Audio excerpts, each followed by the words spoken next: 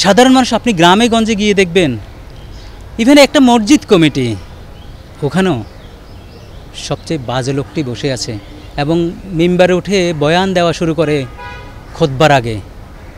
এটি যে মুসল্লিদেরকে কত বড় পীড়া দেয়। ঠিক আমি ওই স্টেপগুলো ধরেন, স্কুল কলেজ মাদ্রাসা উপরে যান, ওখানে যারা নিয়ন্ত্রণ করতেছে আজকে সমাজের সব ক্ষেত্রে।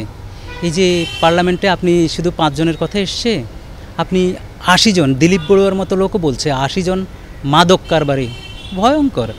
আমার এখানে সবচেয়ে ক্লিন ইমেজের সবচেয়ে শিক্ষিত লোক পার্লামেন্টে যাবে। পার্লামেন্টে গিয়ে উনি আইন করবে দুষ্টের দমনের, শিষ্টের পালনের, ইনোসেন্ট নাগরিকদের প্রোটেকশনের জন্য আইন করবেন।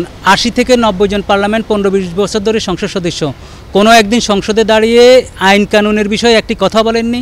এমনও আছে কোনো বিলের উপর কোনো সংশোধনী দেননি, বিলের উপর আলোচনা করতে দেখা যায়নি, এবং কি আইন কখন পাশ হচ্ছে এই ব্যাপারে তার কোনো নলেজ নাই। আমরা এরকম তো হয়ে আসছে।